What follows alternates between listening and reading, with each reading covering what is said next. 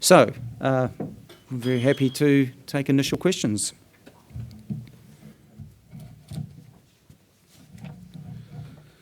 Well, if no one's going to ask questions, I'll ask Brent to give his restaurant analogy, because I've probably bastardised it, so he's got a far more elaborate version. But, Ralph. Just wonder if I could have another look at slide 18. Sorry. Yeah, I just have to point it here. Hang on.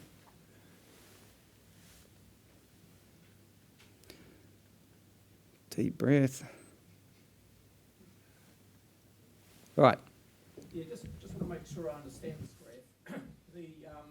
The light green columns at the bottom of each of those columns, I think on the right-hand side, in terms of the current TPM, that's just the interconnection charge. Yes. Yep. Then if you look at the application A green bars. No, that's yellow.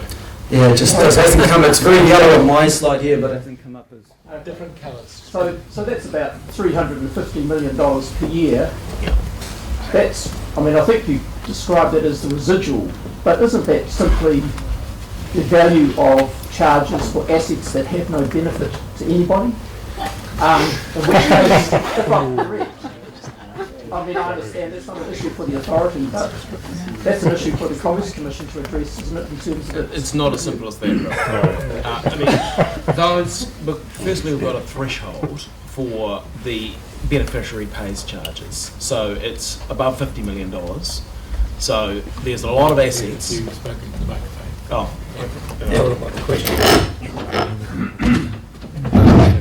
sorry, yes, so just so everybody can hear.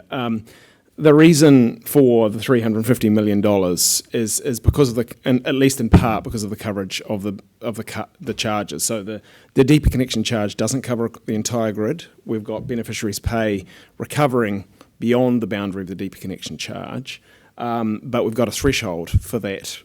For those beneficiaries pay charges, it's above $50 million for the historical assets, and it's since 28 May 2004. Now there's a lot of the grid that is not covered, so it's still recovering the costs of that. And so, I mean, one way of getting broader coverage would be to lower the Hoof-and-Dale for the deeper connection charge. That would certainly capture some of those costs. In fact, it could capture all potentially. The other would be to deal with those thresholds around the beneficiaries pay charges, so area of benefit under the base option, area of benefit and SPD under the SPD option. And LRMC charge would also recover some of those costs as well.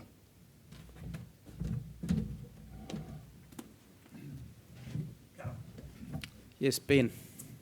On the deeper connection charge, it seems to me that flow tracing is relatively conventional, and I think people understand. The use of the HHI seems more novel in this setting.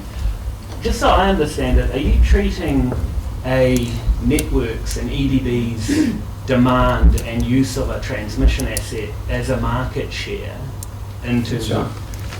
So I'm just wondering about what the implications of that might be for that sector.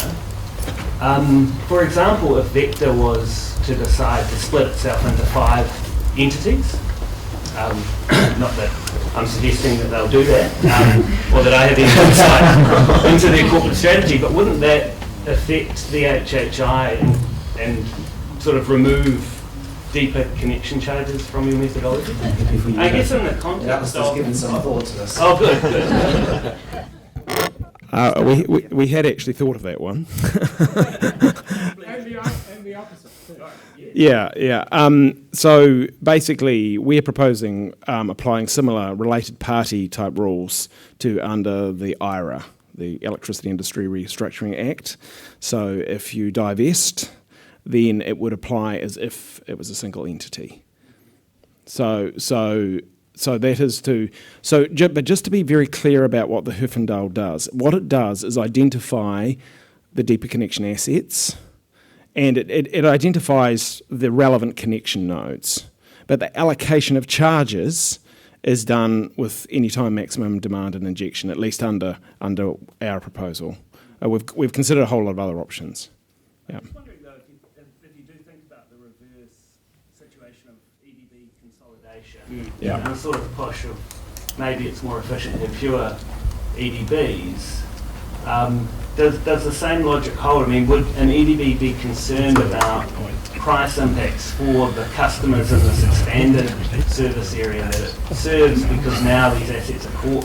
They would, but I mean, the solution to that is actually to have a lower Hoovendale. If you had That's a, a solution to that. That is, well, yeah, it's a solution. yeah. Just for people who are maybe not aware, like a Herfindahl of 2000 is effectively 5 equal parties or some combination. So, there have been multilateral agreements where parties of 5 or 6 are joined together in the gas industry to contract for gas transmission services. So, we've gone with the 5,000 to get feedback, but it's not out of the question to change the threshold. So the kind of things that you're considering, Ben, will be really relevant to that. Molly. Yes, you said quite early on, it doesn't make economic sense to have spare capacity and not use it. Now, it does seem that NIGU is an example of spare capacity, which is today delivering economic benefit. Ralph, you calculated it, but not very much compared to the cost of NIGU. Now, and yet, this last quarter, or over the last year, the average household bill the power price rose by 4%, 3.8% actually, and that's the sales-based price. And we know from Grey Power, Dune, and other people that people are actually not using the electricity that they need because they can't afford it. So isn't that caught by, now you've stated in 1.3 of your executive summary, the TPM could be more dynamically efficient by better promoting efficient investment. That's down the track. These dynamic efficiency gains would benefit electricity customers in the long term, maybe 2 decades from now. Now, how is this whole TPM philosophy serving, generating prices which impact strongly on householders, and yet you say it's all economically efficient? I believe it's not. Well, thanks for that. I mean, it's important people appreciate that we have put in the working paper both application A and B, and they're both being very much considered by the board, as well as transition options. And under application A, and one of the reasons for the transition options is the awareness that while investment decisions may be made based on lifetime benefits of the asset versus lifetime costs, calculated benefits. Some of those benefits might roll up over time. So initially there may not be, as many benefits as you get later as the grid or that grid upgrade is used more. So one of the advantages of some of the transition options is that they would have the benefit of allocating and increasing the charges after a period of time that those regions may have got more there. But look, I'd just also like to correct on the electricity price increase. The sales-based MB statistic, 3.8%, relates to effectively price changes that occurred in April 2014, the period at the end. So it's up to the end, because it's such a historical looking statistic. If you look at the current period, then the quarterly survey of domestic electricity prices gives the more up-to-date perspective. But it misses that transmission price. so the key thing I think that you're making is, the benefits for consumers in terms of pricing. And when you're looking at altering the price signals, but if you want to avoid the large black and orange and red colours there, then application B is the option which tries to provide the signals for new investment to alter get better investment going forward, better investment decisions going forward, without so much affecting the allocation of charges. So application B has almost no effect initially on household electricity prices. But you've got to understand that under that regime, you're continuing with the status quo charges, and so you're continuing with parties cross-subsidising other parties. So you have potentially some areas, for example, under application B, you could have some area that is contributing to the upgrades, say into Auckland, but when it's their upgrade, when it's an upgrade serving their area, they will be paying for their upgrade and continue to pay for Auckland's upgrades. So there are trade-offs here. We're not really plugging for one versus the other. What we're trying to do with this working paper is illustrate and point out the effects and the trade-offs that are going on here, and these are actually quite hard decisions. Peter. Yeah, just a point of clarification. In application B, with the residual, that will always be RCPD, right? Because all the other, any new assets, their costs will always be recovered from the other charges? Yes, from the new charges, yeah. So effectively there will be no capacity-based charges, other than, I suppose it comes into some of the others, doesn't it? Comes into that. No, They put in investments that aren't covered by the area of benefit, but that's only possible under the current rules for reliability. Yeah, but I thought you said everything would get captured by... We could have the, for example, the allocation of the area of benefit charge could be allocated according to capacity and so on. So we've talked about these kind of things in the paper. I understand that, but effectively there would be no additional residual. That's for new assets. If you have the area of benefit charge, then it's going to fully recover. And then, of course, you've still got the LRMC and the SPD under different options. Molly? What would efficient transmission pricing be in a world in which generation is being increasingly offered by rooftop photovoltaic, and in which peaks were increasingly supplied by particularly distributed battery storage? What would be efficient? And I'm suggesting that maybe the demand would not be rising, but shrinking, as it has been recently. What would efficient transmission pricing be in that disrupted world?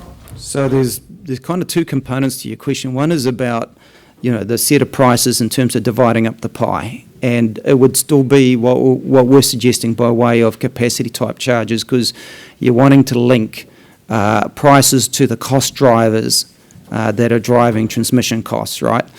But then the other element to what you're really raising is around, I imagine you're talking about stranded assets. So that really is an issue for the Commerce Commission. But of course, to the extent that you have recovery of stranded assets, that means the revenue recovery's got to be larger than what would occur in a workably competitive market. And so the individual transmission prices for dividing up that larger pie are not going to be as efficient as they could be.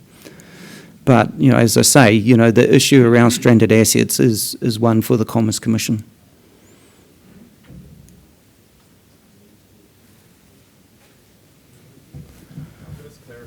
Nick. Transition mechanisms for application A, those just apply to the load base, basically the distribution charges, to ease that transition to distribution customers, not for parties that may get charges under other parts of that charge. Does that make sense?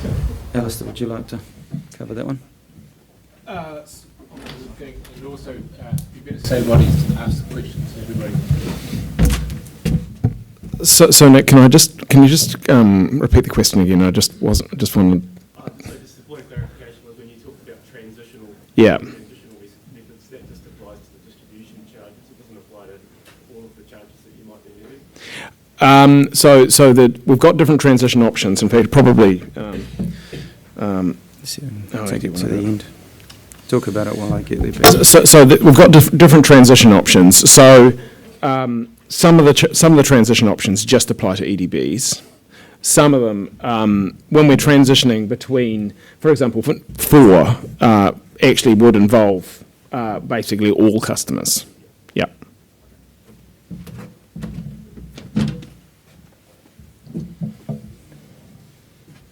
Ramu.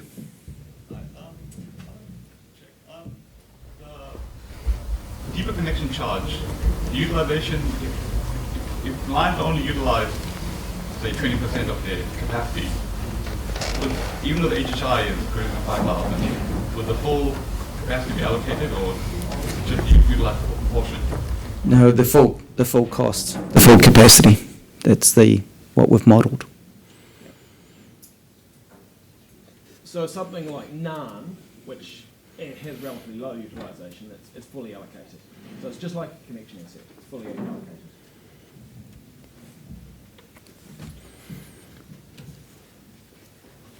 Any further questions?